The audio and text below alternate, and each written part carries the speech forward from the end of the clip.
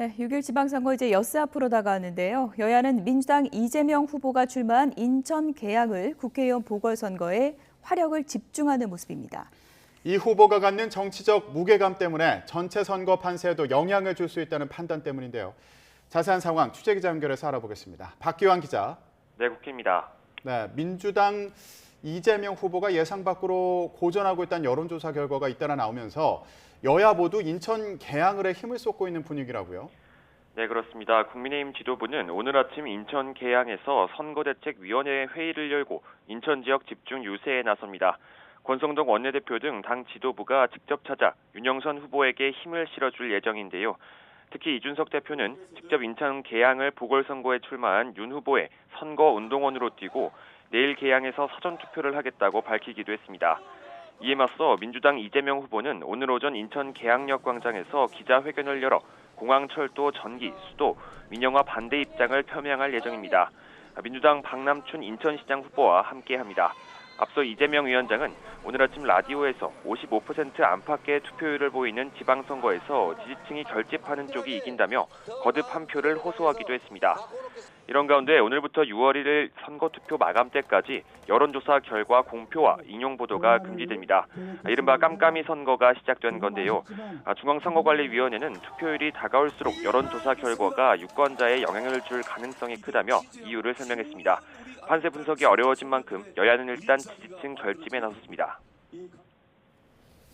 이번에는 각 당 상황도 알아보죠. 새 정부처 국무조정실장에 윤종원 기업은행장이 내정된 것으로 알려진 것과 관련해서 지금 당정 간의 이견이 나오고 있다고요?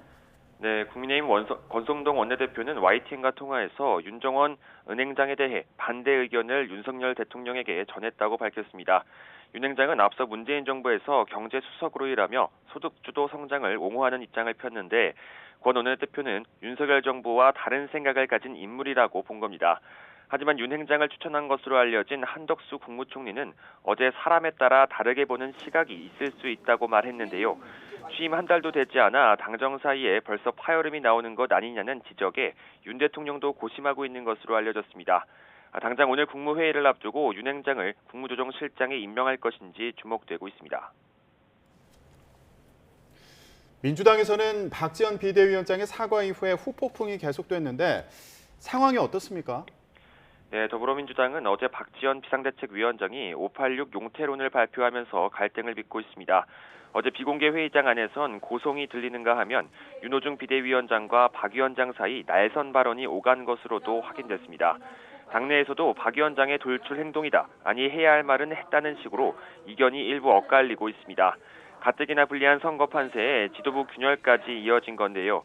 박 위원장은 여기에 윤 위원장에게도 함께 사과할 것을 논의했지만 거절했다고 밝히면서 논란은 더 커졌습니다.